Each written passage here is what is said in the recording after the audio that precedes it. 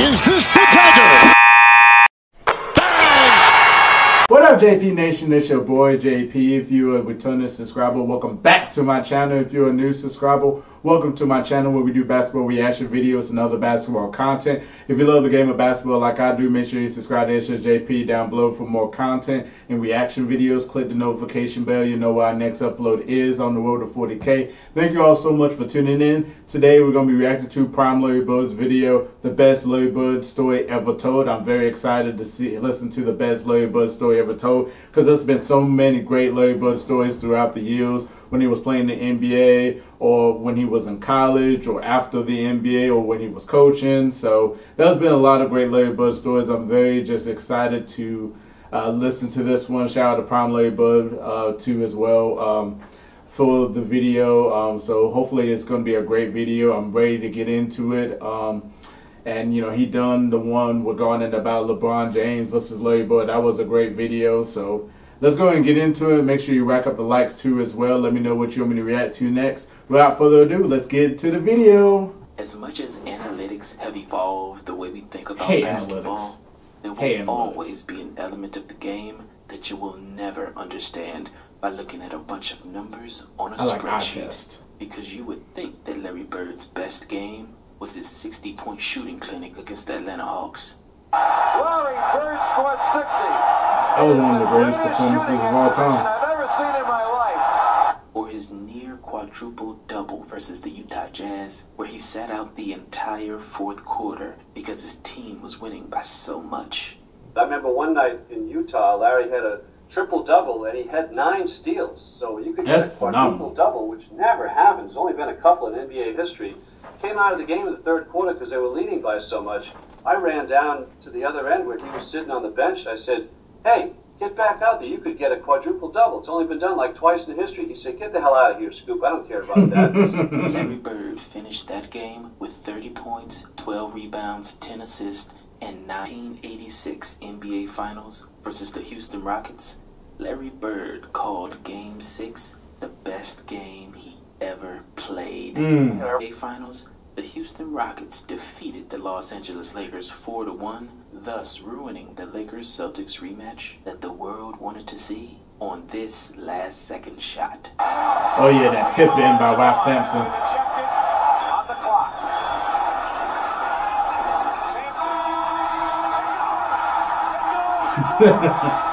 Still got nightmares from that game. Let's give it the Houston Rockets, the Western Conference Championship, and a trip to Boston for the NBA World Title.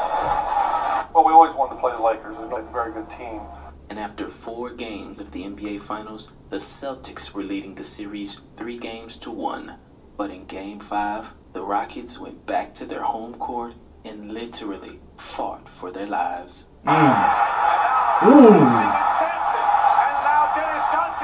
A melee is broken out here.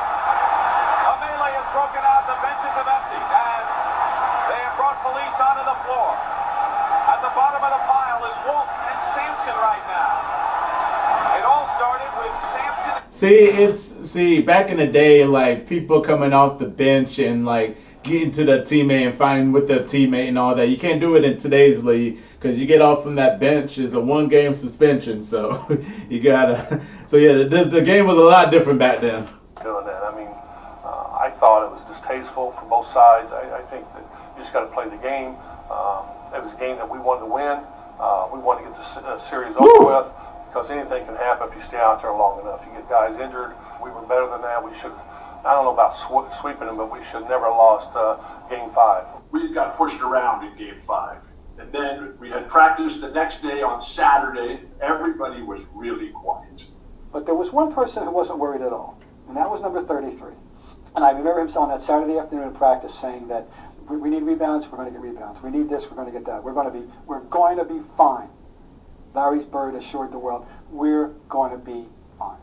And so we get into the game, and then Larry comes into the locker room and he looks at us all, gathered all our attention. He says, "Guys, I was just out there in the crowd. It's an hour and a half before game time, and the crowd is already in, and they're ready. And right now, they want the blood of the Houston Rockets. But I'm telling you right now that if we don't deliver today, They're going to want our blood. Now, let's get going. Who's coming with me? I don't think anybody could beat us that day. We were on. We made some mistakes early, but we were going to win. I stuck it up. It was one of the worst performances of my career. Larry had to call a timeout because Akeem had stolen the ball from me a bunch of times. And when we had a big lead, Larry and Kevin were playing great. And then Akeem just started stealing the ball from me, and I was just bobbling everything. Rockets have played in the prior games good defense, making But aside from Bill Walton's early blunders, all time. Because after Ralph Sampson punched Celtic player Jerry Sichting in Game 5, the Celtics crowd, as you can imagine, didn't like Ralph Sampson. tough to play on the road, and the Celtics have won 40 straight here. Sampson turned around over McHale. McHale's played good defense early on. Parrish gets free.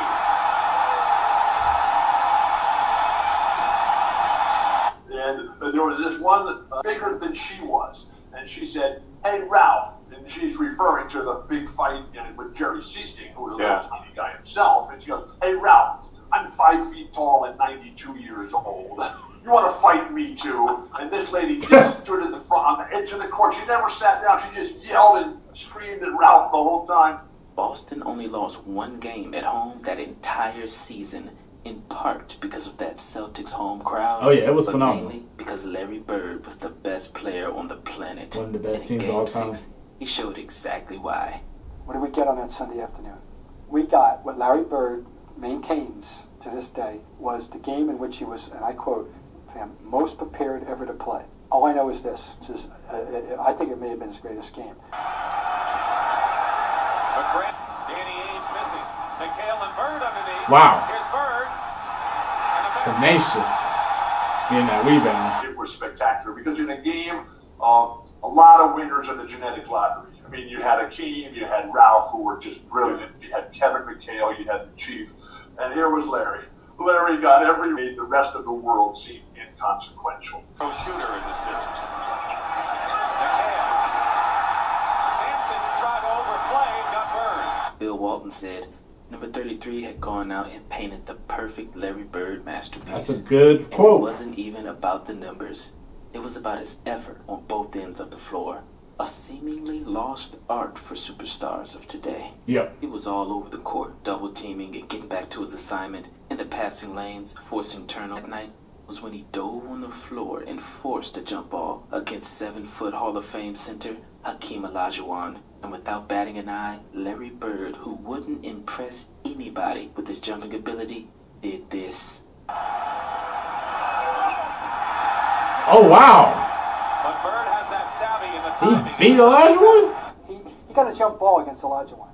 Now he can't do that. Let it. I said that at the beginning too, but then he keeps proving me wrong. He keeps proving me wrong. He won this jump ball against Olajuwon. Ooh wee. Omnipresent defensively. He anticipated where they wanted the ball. He was like a one-man zone, quite frankly. He was going crazy, but he was everywhere. Throws it right into the hands of Bird. There's a 4-on-1 break for the Celtics and Ainge. Michael Jordan summed it up perfectly when he was told to list Larry Bird's weaknesses.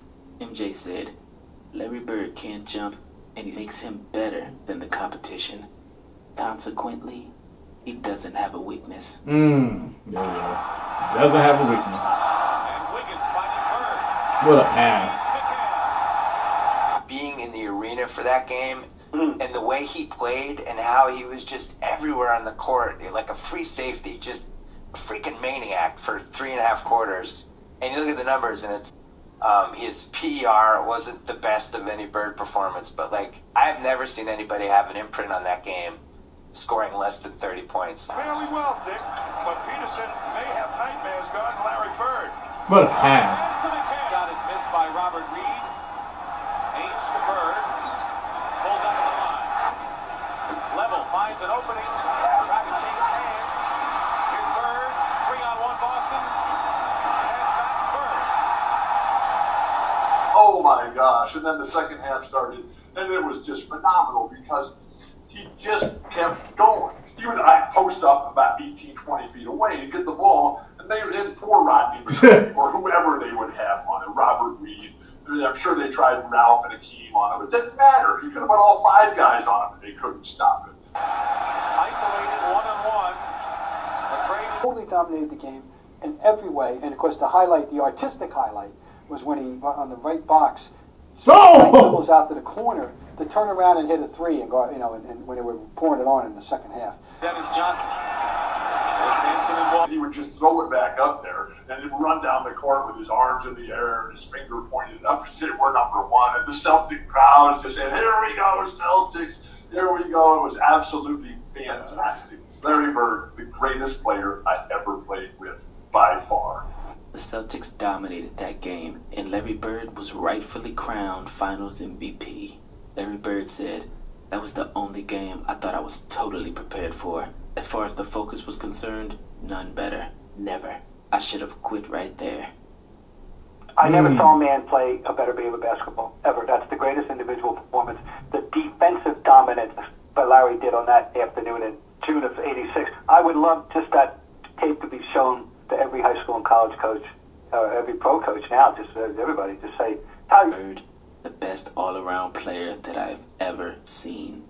This Celtics championship put the finishing touches on a perfect year where Larry Bird 50-1 and was awarded the Associated Press's Athlete of the Year across all sports. The 1986 Boston Celtics were the best team ever, with the best player ever, having his best game ever. It really gets no better than that.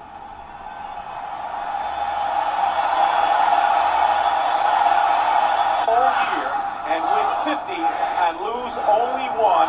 Look at that Boston crowd. You know, everybody's always asking my best game, but I would take that night in and night out, yes. And I'm glad, you know, that was a great story by Prime Label in the video. A little bit talking about the 11 to 12, yeah, the analytics, you know, you'd be like, okay, why is this the best game you ever played? Would it be the 60-point game or a 53-point game? You know, something like that. But, you know, if you just look at the eye test, if you just look at that game and watch that game, that he was so phenomenal on both sides of the ball, offense and defense, and then he was not giving up rebounds. He was hustling. He was running. He was not going to let the Celtics lose Game 6 the way he was playing. And that was just a phenomenal game, and he was very prepared. He knew exactly where the ball was going to be at, you know. And for people saying that Bud was not a great defender, I mean, he proved that. He proved y'all wrong in this game. People saying that he wasn't really that athletic, you know. I mean, he won that jump ball. He thinks the game through. He'd be so prepared to beginnings and the background, and then how it motivated Game 6, and then that 86 Celtic team. We can go on to say they're one of the greatest teams of all time, top 3 for sure. Just a phenomenal team. Just only losing 1 game at home the whole season in the playoffs. Just tells you how great of a team that was, how special it was.